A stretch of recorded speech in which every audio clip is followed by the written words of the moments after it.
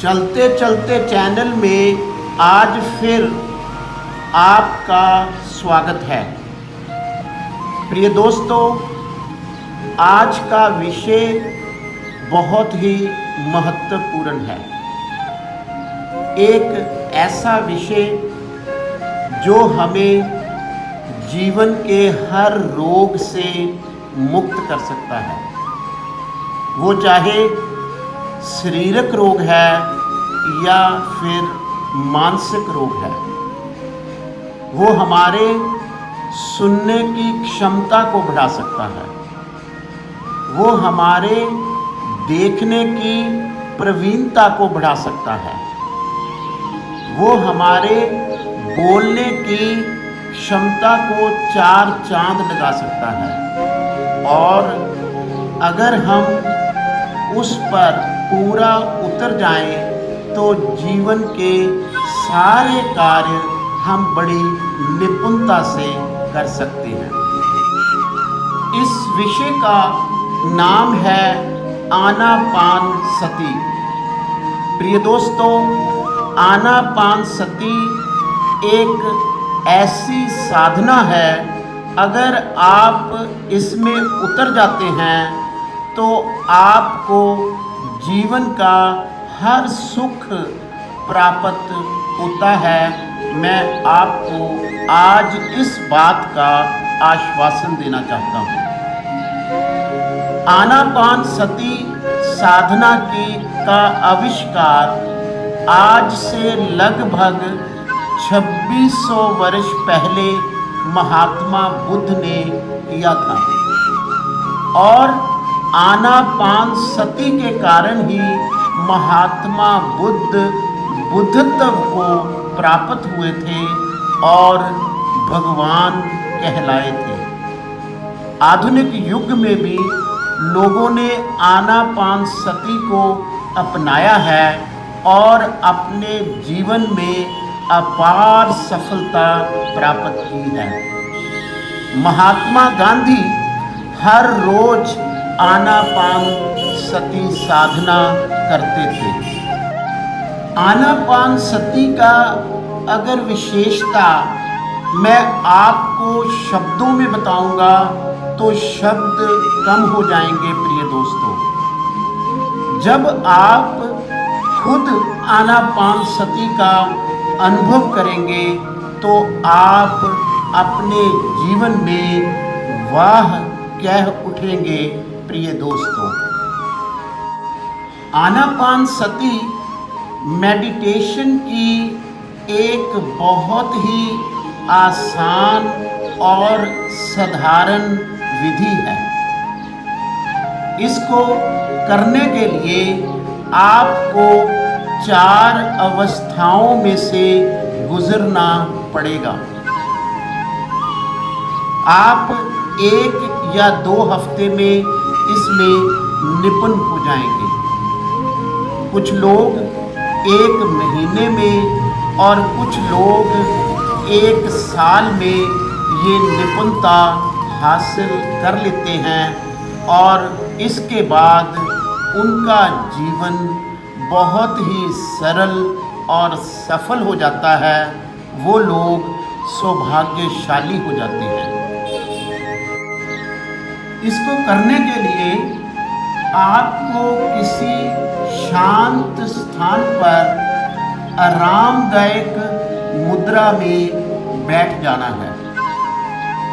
वो चाहे सुख आसन हो या फिर आपकी एक आलती पालती हो या फिर आपका एक कुर्सी पर आरामदायक अवस्था में बैठना हो।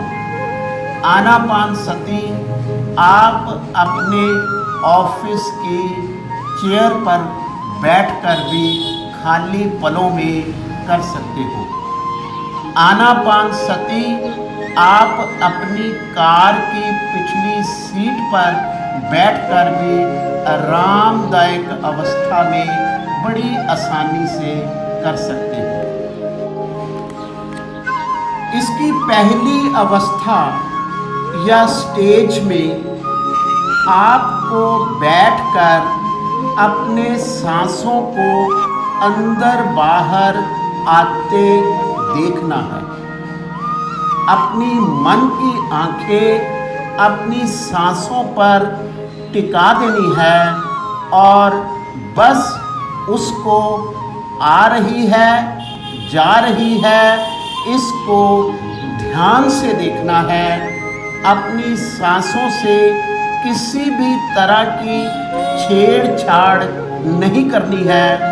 उसको इंटेंशनली तेजी से या धीरे से नहीं लेना है।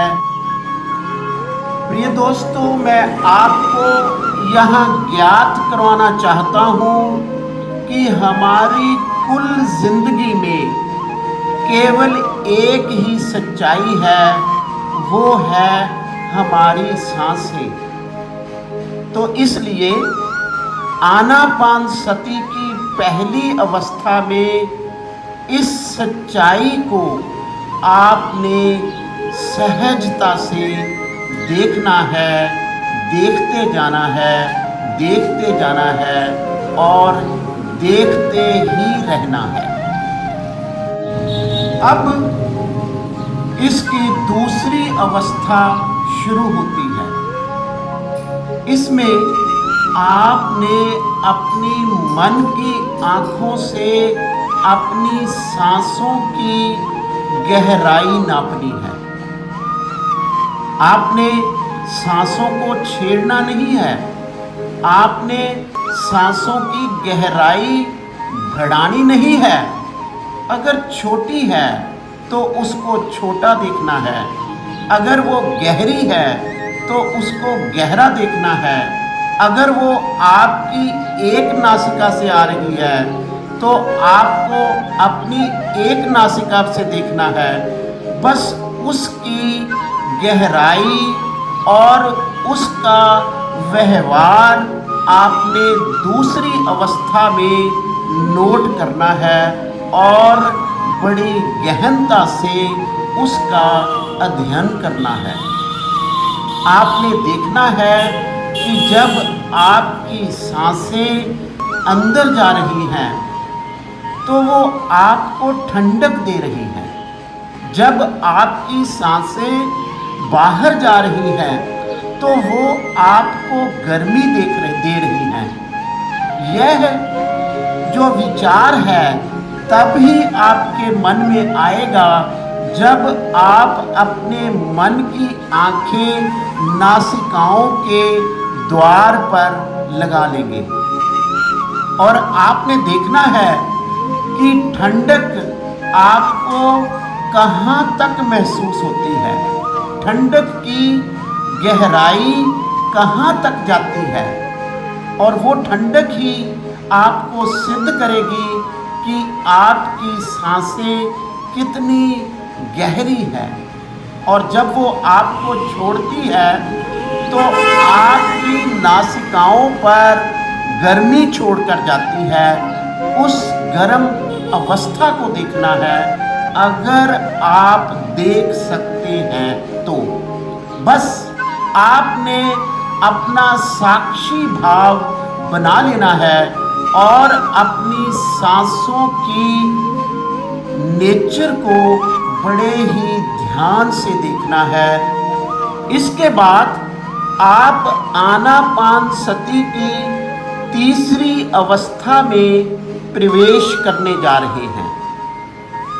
अब आपने सांसों के सहारे अपने शरीर का भ्रमण करना है।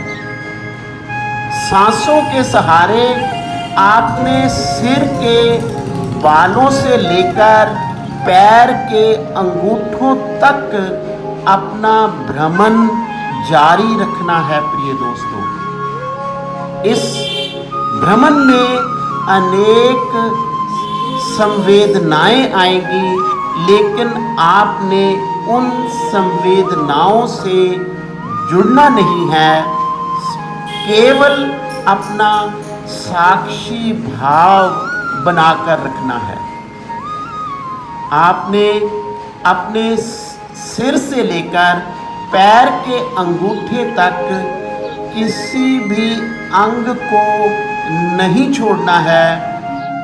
अब आनापानसति की आखिरी अवस्था में आप जा रहे हैं। इन सारी अवस्थाओं में आपने अपनी आंखें बंद रखनी है, अपनी पीठ सीधी रखनी है और आपको शांत बनकर रहना है। देखते देखते देखते देखते देखते देखते आप पाओगे कि आपकी सांसें खत्म हो चुकी हैं। आप पाओगे कि आपके शरीर में कोई भी रोग नहीं रहा है। जो शुरू में आपको संवेदनाएं महसूस हो रही थी वो खत्म हो चुकी हैं। आप पाओगे कि अब आपके अंदर कोई भी विचार नहीं रहा है। आप बिल्कुल विचार शून्य हो जाओगे प्रिय दोस्तों, और आप इस अवस्था में जब आप पहुंचोगे तो भगवान बुद्ध ने इस अवस्था को निर्मल अवस्था कहा था। इस निर्मल अवस्था में आपकी थर्ड आई ओपन होगी, आप एस्ट्रल वॉक पर निकल जाएंगे। आपको पता चलेगा कि आप कौन हो। आप मन ही मन गुनगुनाने लगोगे, आप बांसुरी बजाने लगोगे, आप मन ही मन नाचने लगोगे और परमा आनंद को आप प्राप्त करोगे। प्रिय दोस्तों, आइए आज इस विचार को पकड़े, क्योंकि आनापानसति बीमार मन की सबसे अच्छी सर्वोत्तम औषधि है और आप अपने जीवन में इसमें निपुणता प्राप्त करने के बाद झूम जाओगे। मैं आपको यहाँ सुचेत करना चाहता हूँ कि बार बार 4 चीजें आपको डिस्टर्ब करेंगी।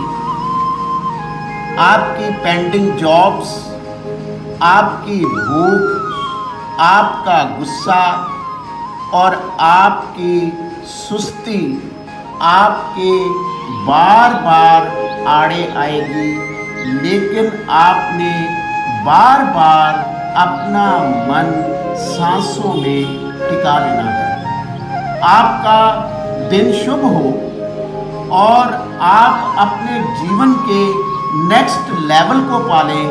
मेरी भगवान के आगे यह आज प्रार्थना है। धन्यवाद।